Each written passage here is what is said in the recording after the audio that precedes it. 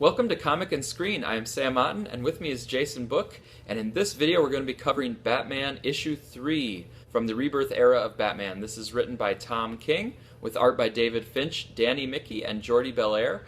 And this is part 3 of the I Am Gotham storyline. So what we have here is Gotham and Gotham Girl, and we now get some of the backstory of Gotham and Gotham Girl. They are actually Hank and Claire Clover, and this issue starts off with a sort of recreation or a echo of Bruce Wayne's own origin story. But for Hank Clover, who ends up becoming Gotham, he actually is saved by Batman, and so that changes his trajectory, and he ends up kind of becoming infatuated and idolizing Batman.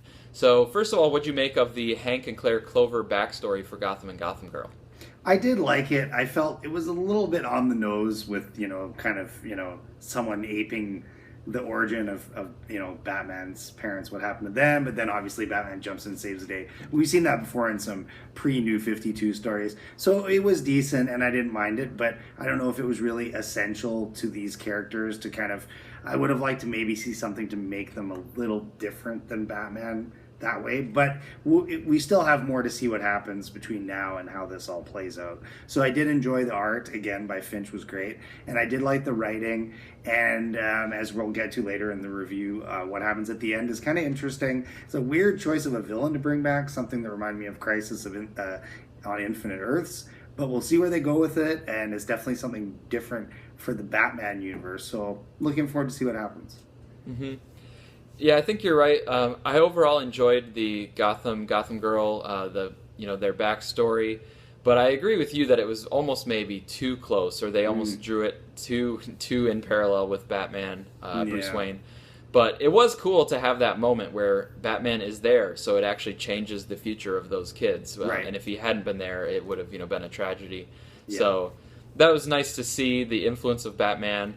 And so I did enjoy that. I liked now just having at least a little bit of the story of Hank and Claire Clover and seeing the sort of montage of them doing their training and their studying. And again, like Batman, it's almost a little bit unhealthy how infatuated and how dedicated they are. Right. And the Clover parents, they even say, like, we were kind of concerned about our children because they were almost going overboard with this stuff. Mm-hmm. But maybe they're going overboard on something good and worthwhile, so the parents, supported them in it. Yeah. To me, I liked having that backstory, and I do think this arc, it's going to involve Gotham and Gotham Girl very centrally. A lot of people are talking about, are they going to turn bad? Is it going to be one of those kind of typical things?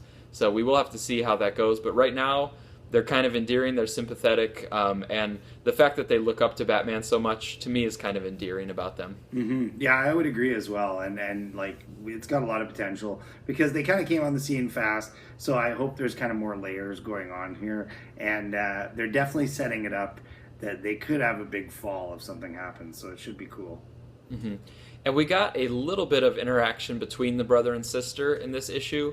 I'd like to see more of that, where they're not just a duo, but they actually have interactions, and a, kind of a dynamic relationship between the two of them. I think that could be developed a little bit further. Yeah, anything to flesh out characters more and differentiate them between Batman and Robin and things like that would really do the characters well to kind of make them stand out and not just seem like clones of other superheroes, right?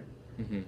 There is still a little bit of mystery about their backstory because they're off helping out in another part of the world, and the Clover parents send them a large amount of money, and so I'm thinking that somehow that amount of money is how they were able to get the power of flight, but that was not explained. It was just kind of, alluded to. So yeah, there's a lot of potential with that too, because it could be that they kind of had to make a deal with the devil type thing to get their powers, where that's something that could come back to bite them in the butt as well. So should be, another kind of wrinkle in the story that could be interesting. Yeah, that could be one way, something that comes back and puts a wrinkle in things, like you said. Mm-hmm. Or it could be this Psycho Pirate at the end of the issue who is able to control the emotions, and so maybe Psycho Pirate is able to turn them, into something dangerous, or turn them against Batman or something like that. Yeah, that's what I would think is going to happen. I wouldn't be surprised if they fight in the next issue. You never know. So in terms of the middle of the issue and then leading up to Psycho Pirate, so there's the bridge scene with the bridge getting bombed, and then Gotham and Gotham Girl there to try to help out, but they can't quite handle it until Batman shows up and he helps out as well. And that's where we can see now with the full backstory, we see Gotham and Gotham Girl idolizing Batman, so it's nice to see that interaction after we've gotten their backstory. And then there's the second bombing where they go, and then that's where they see Psycho Pirate and Hugo Strange. And so that seems like now in issue 4, we're going to get definitely the next step of whatever this threat is. That's so far it's been a lot of these disasters, and we know they're connected, and the monsters are coming, but we don't really know what's behind it all. Yeah, they're doing a good job at pacing the threat and kind of making it a little more, you don't know what to expect. So I do like that aspect of it so far. Mm-hmm.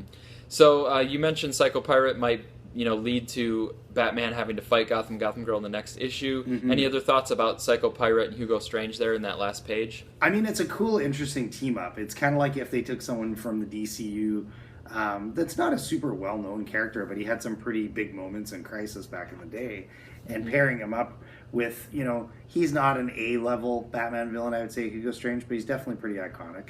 And he definitely was used well in the Arkham games. And he always kind of messed with people's minds. So if they do that combined with Psycho Pirate and either do something to Batman or these Gotham characters, or even to Commissioner Gordon or something, you never know. It could be really cool. Because I'm all for bringing back Batman's rogues, but you got to kind of do something different with it, because otherwise it gets boring and played out. So yeah, I'm looking forward to see what they do. Yeah, I agree with you. It seems like a good pairing because they both do play with people's minds, emotions, kind of tinker around with people and violate them kind of internally. Yes. So I think it will be good to see how they do that. And I'm curious about this Monsters Are Coming. They put in a little line in this issue just to refresh our memory that these monsters are coming, and we don't really know what that is yet. Yeah, I like that aspect too, because it reminds me of, I think years ago there was a Batman and the Monster Men miniseries by Matt Wagner, which was pretty cool. And I think the Monster Men might even be something that goes back to the golden age of Batman, where they had certain, characters like this where they could do a lot with it. It could have a supernatural element or whatever it is. I think it could lead up to something, pretty big, maybe past this arc and beyond. Yeah. And you mentioned that the art was strong. I agree, the art was really solid. I really had no complaints about it that I remember. So very solid work there in the art department. Overall, to me, not a lot really happened in the issue, but we did get to know the Clovers, Gotham and Gotham Girl. So in that sense, it's moving things forward.